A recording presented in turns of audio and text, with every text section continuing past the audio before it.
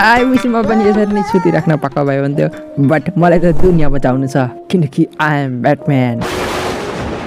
Just kidding guys मलाई राति निन्द्रा लाग्दैन अनि मेरो 2 AM थोट चाहिँ हुन्छ कि यदि मेरो प्यारेन्ट्सहरूले त मलाई स्कुलमा नहालिदिनु भएको भए आज मेरो कुनै फ्रेन्ड्स नै हुन थिए त्यसै पनि छैन यहाँ केही त गडबड छ दया दया दया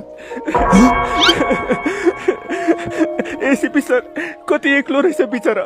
यसको फ्रेन्ड सर्कल भन्दा त मेरो डार्क सर्कल ठुलो रहेछ यस म एउटा इन्ट्रोभर्ट हो र मलाई मान्छेहरूसँग बोल्न प्रब्लम हुन्छ र मेरो नबोल्ने बानीले गर्दाखेरि मलाई धेरैचोटि प्रब्लम फेस गर्नु पर्छ स्पेसल्ली मेरो कपाललाई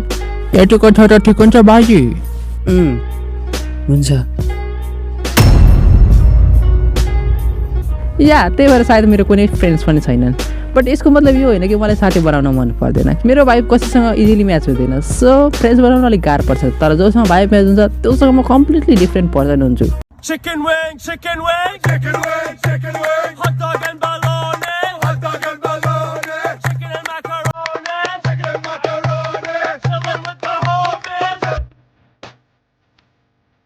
Can you show? Not that a more painting. या आयो तिमीहरू सोचिरहेको कि म कस्तो खाले विचित्र प्राणी हो तर मलाई पनि कहिलेकाहीँ लाग्छ कि भगवान् आखिर मलाई के सोचेर बनाएको न त राम्रो फेस न त राम्रो भोइस बडी कतामा कुरा पनि गरिरहेको छु यहाँ सो यहाँ हामीले घर सरेको लगभग 6-7 वर्ष भइसक्यो र आजसम्म मैले आफ्नो छिमेकमा कसैलाई पनि चिन्दिनँ र उनीहरू पनि मलाई चिन्दैनन् ए साक्षी दाजु तपाईँको घरमा बस्दै त्यो केटा को हो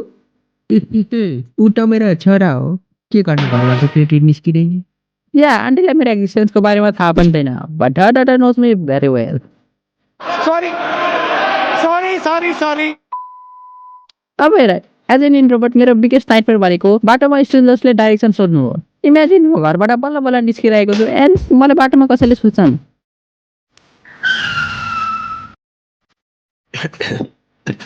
हेलो बास हजुर तपाईँलाई यो एड्रेस थाहा छ अब म यसलाई कसरी भन्नु कि यहाँ म कसैलाई पनि चिन्दिनँ तिमीहरू यो सिचुएसनमा के गर्थ्यौ होला तिमीहरू पक्कै पनि बदल्यो कि मलाई थाहा छैन या फेरि डाँट दिन्थ्यो कि म यहाँ नयाँ आएको बट नो म त्यसो गर्दिनँ म त उनीहरूलाई डाइरेक्सन देखाइदिन्छु एन्ड आई स्टिल वन्डर कि आजसम्म तिनीहरू डेस्टिनेसनमा पुगेका छन् कि छैनन् ओह लुबी सायद त्यसले हामीलाई गलत बाटो देखायो होइन जरो हामी सही ठाउँमा आएको छौँ फाइनली मलाई 1 पिस मिल्यो